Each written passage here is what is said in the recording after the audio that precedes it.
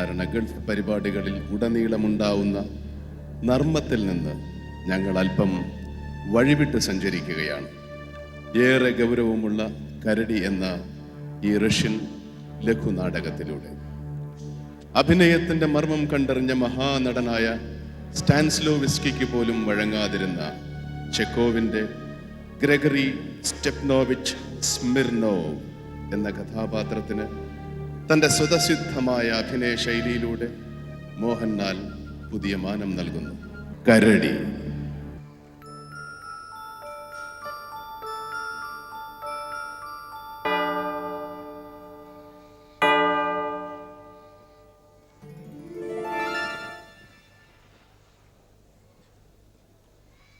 ഇത് പറ്റില്ല കൊച്ചമ്മ, പറ്റില്ല. വെറുതെ ഇങ്ങനെ ദുഃഖിച്ച് മരിക്കാൻ തുടങ്ങിയാലോ? എല്ലാ ജീവരാശികൾക്കും ഉല്ലാസം. ആ പൂച്ചയ്ക്ക് കൂടി അറിയാം ഉത്സാഹമായിരിക്കണമെന്ന്. അത് പൂച്ചയുടെ പിന്നാലെ പോകുന്നത് കണ്ടോ? ഈ കൊച്ചമ്മ മാത്രം. ഇപ്പോൾ 1 വർഷമായില്ലേ കൊച്ചമ്മ പുറത്തിറങ്ങിയിട്ട്? അദ്ദേഹം മരിച്ചു. അത് ദൈവഹിതം. കൊച്ചമ്മ അതിൽ സങ്കടപ്പെട്ടു. ഇനി അതെല്ലാം മാറ്റാൻ കാലമായി. വെറുതെ ഇങ്ങനെ കരഞ്ഞും പിഴിഞ്ഞും കറുത്ത ഉടുപ്പുമിട്ട്. നിക്കോളാസ് മിഹിലോവിച്ച് മരിച്ച അന്നു മുതൽ എൻ്റെ ജീവിതത്തിൽ അർത്ഥമില്ലാതെയായി. അദ്ദേഹം എന്നോട് വിശ്വാസവഞ്ചന കാട്ടിയിട്ടുണ്ട്. പക്ഷേ ഞാൻ വിശ്വാസവഞ്ചന ചെയ്യുകയില്ല മരണം വരെ. ഇത്തരം വർത്തമാനം ഒന്നും വേണ്ട. ആ തോട്ടത്തിലിറങ്ങി നടക്കൂ. അല്ലെങ്കിൽ വേണ്ട, നമ്മൾ ടോബി കുതിരയുടെ പുറത്ത് കയറി. അയ്യോ, അദ്ദേഹത്തിന് ടോബിയെ എന്തിഷ്ടമായിരുന്നു.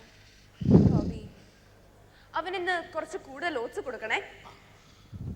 എനിക്ക് ക്ഷമിക്കാനും സ്നേഹിക്കാനും എത്ര കണ്ടു കഴിയുമെന്ന് ഞാൻ കാട്ടിത്തരാം നിക്കോളാസ്.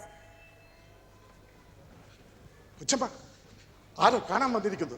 പറഞ്ഞിട്ടില്ലേ ഭർത്താവിന്റെ മരണശേഷം ഞാൻ ആരെയും കാണുന്നില്ലെന്ന്? പറഞ്ഞു, അത്യാവശ്യമാണെന്ന്. ഞാൻ ആരെയും കാണുന്നില്ല. അദ്ദേഹം എന്നെ ചീത്ത വിളിച്ചു. സൽക്കാല മുറിയിൽ തള്ളിക്കയറി. നാശം. വരാൻ പറയൂ. എന്തൊരു മര്യാദ കെട്ട കൂട്ടൻ.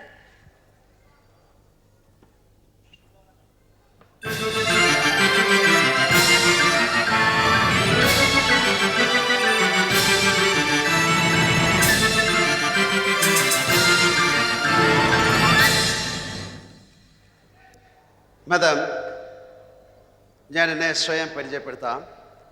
Gregory Stepanovich Smirnov.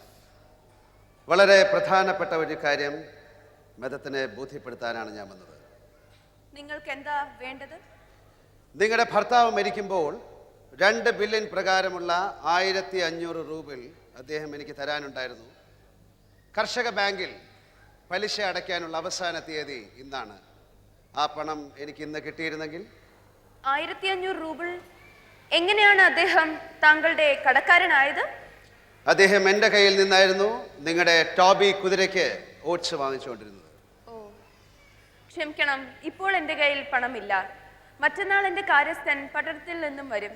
അതുവരെ നിവർത്തിയില്ല.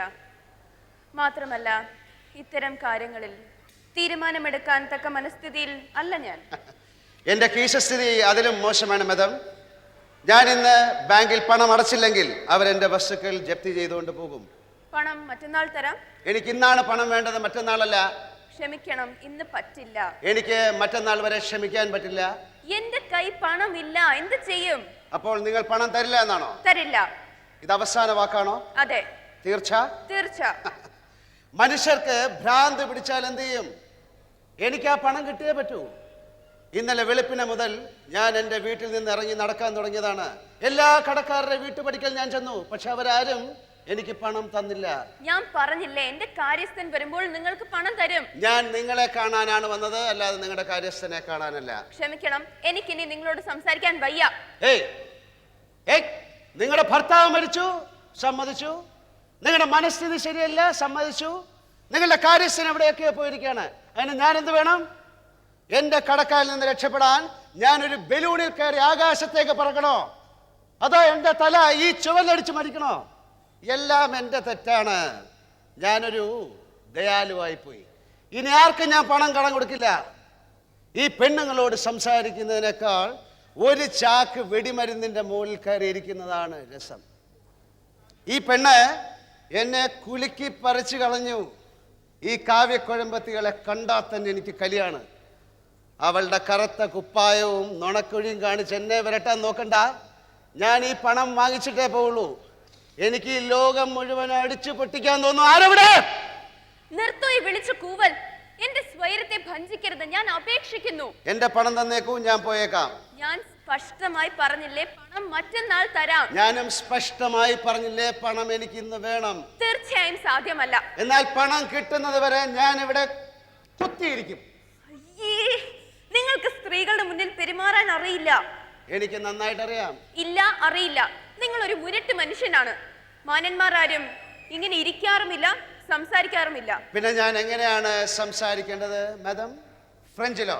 മാഡം ഷെവോപ്രി, നിങ്ങൾ എനിക്ക് പണം തരാത്തതിൽ ഞാൻ അതീവ സന്തുഷ്ടനാണ്. നിങ്ങളുടെ ദുഃഖത്തിൽ ഞാൻ ഭയങ്കരമായി ഖേദിക്കുന്നു. എന്ത് മനോഹരമായ കാലാവസ്ഥയാണ്. ഈ വേഷം നിങ്ങൾക്ക് നന്നായി യോജിക്കുന്നു എന്നൊക്കെയോ? ഇത് ധിക്കാരമാണ്. ധിക്കാരം? ധിക്കാരം? മാഡം, നിങ്ങൾ ജീവിതത്തിൽ കുരുവികളെ കണ്ടിട്ടുള്ളതിലേറെ പെണ്ണുങ്ങളെ ഞാൻ കണ്ടിട്ടുണ്ട്. 1-2 പെണ്ണുങ്ങൾക്ക് വേണ്ടി ഞാൻ ദ്വന്ദ്വയുദ്ധം നടത്തിയിട്ടുണ്ട്. 10-12 പെണ്ണുങ്ങൾ ഞാൻ കബളിപ്പിച്ചിട്ടുണ്ട്. 9 പേർ എന്നെ പറ്റിച്ചിട്ടുണ്ട്. അതെ, എനിക്ക് ഒരു കാലമുണ്ടായിരുന്നു. ഞാൻ പെണ്ണുങ്ങളെ നോക്കി വികാരഭരിതനായിട്ടുണ്ട്. മധുര ഭാഷണങ്ങൾ പൊഴിച്ചിട്ടുണ്ട്. ഞാൻ പ്രണയിച്ചിട്ടുണ്ട്, സ്നേഹിച്ചിട്ടുണ്ട്, നിലാവ് നോക്കി നെടുവീർപ്പിട്ടിട്ടുണ്ട്. ഞാൻ അലഞ്ഞിട്ടുണ്ട്, വലഞ്ഞിട്ടുണ്ട്. എൻ്റെ സമ്പാദ്യത്തിൽ പകുതിയും ഇത്തരം മൃദുല വികാരങ്ങൾക്ക് വേണ്ടി ഞാൻ ഹോമിച്ചു. എല്ലാം നിർത്തി. ഈ നീലിച്ച കണ്ണുകൾ, ഈ രക്താധരങ്ങൾ, ഈ മധുരഭാഷണങ്ങൾ, ഈ നുണക്കുഴികൾ, ഈ ശ്വാസം അടക്കി പിടിച്ചിട്ടുള്ള രഹസ്യം പറച്ചിലുകൾ, ഇവയെല്ലാം കൂടെ അടുത്ത് നിരത്തിയാലും 2 രൂപ പോലും ഇനി ഞാൻ ചെലവാക്കില്ല. നിങ്ങൾ സ്ത്രീകൾ, നിങ്ങളടക്കമുള്ള എല്ലാ സ്ത്രീകളും, വയസ്സെത്തികളും ചെറുപ്പക്കാരത്തികളും എല്ലാം നുണച്ചികൾ, വായാടികൾ, വിവരം കേട്ട മൂർഖത്തികൾ, അൽപ്പത്തികൾ.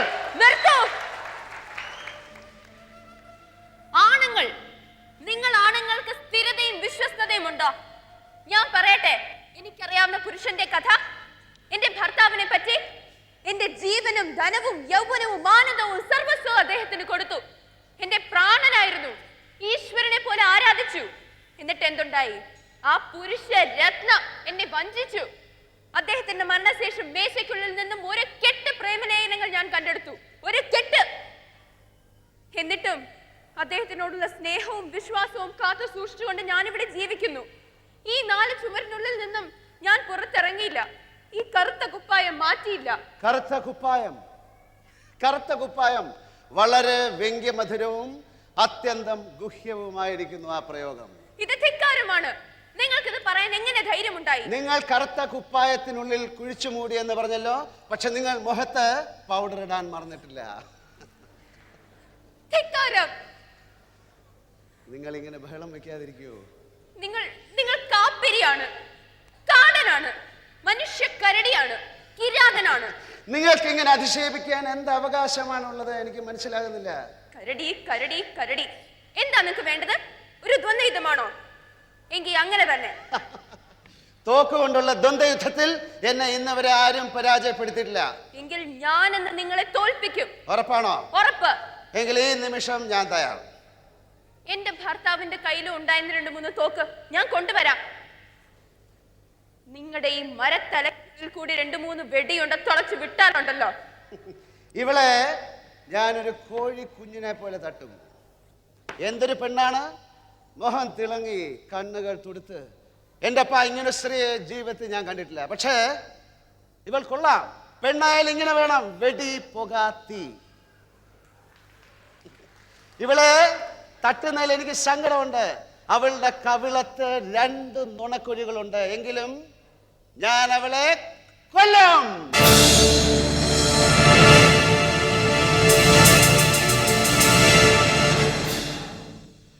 പക്ഷേ ആരംഭിക്കുന്നതിന് മുമ്പ് ഇതെങ്ങനെയാണ് ഉപയോഗിക്കേണ്ടതെന്ന് എനിക്ക് പഠിപ്പിച്ചു തരണം.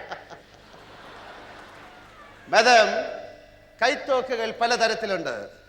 മോർട്ടിമർ പിസ്റ്റൾസ് ഉണ്ട്. സാധാരണ ദ്വന്ദ്വയുദ്ധങ്ങൾക്ക് അതാണ് ഉപയോഗിക്കുന്നത്.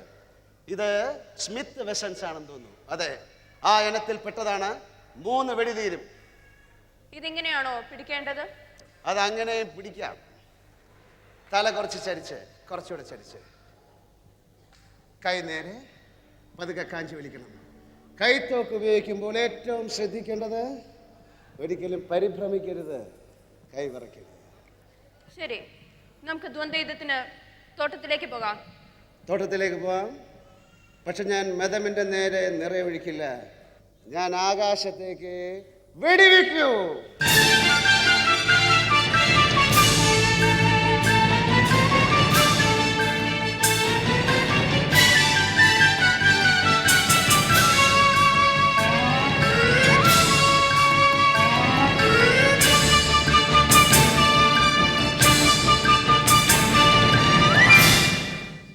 എന്താ പറഞ്ഞത്? ഞാൻ ആകാശത്തേക്ക് വെടിവെക്കൂന്ന്. ആകാശത്തേക്ക് വെടിവെക്കുള്ളോ? അതെന്താ അങ്ങനെ?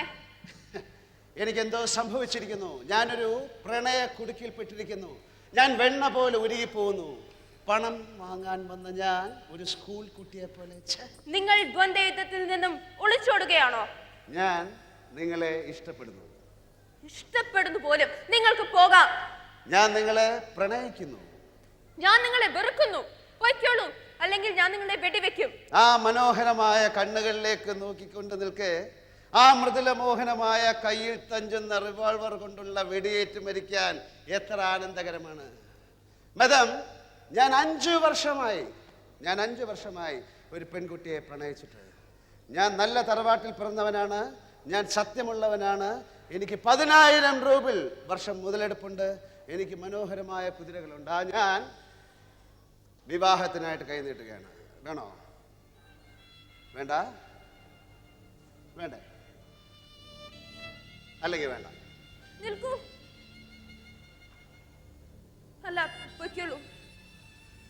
അല്ല, ശ്ശോ, ഈ നശിച്ച കുന്തം പിടിച്ചെന്റെ വിരലൊക്കെ മരവിച്ചു. നിങ്ങൾ ഇതുവരെ പോയില്ലേ? Good bye. നിങ്ങൾ എന്റെ അടുത്തേക്ക് വരരുത്. നിങ്ങൾ എൻ്റെ അടുത്തേക്ക് വരരുത്. നിങ്ങൾ എന്റെ അടുത്തേക്ക് വരരുത്. നിങ്ങൾ എൻ്റെ അടുത്തേക്ക് വരരുത്. വരരുത്. നിങ്ങൾ എൻ്റെ അടുത്തേക്ക് വരരുത്. വരരുത്. നിക്കോളാസ് മിഹിലോവിച്ച്, എനിക്ക് മാപ്പ് തരൂ. എനിക്ക് മാപ്പ് തരൂ.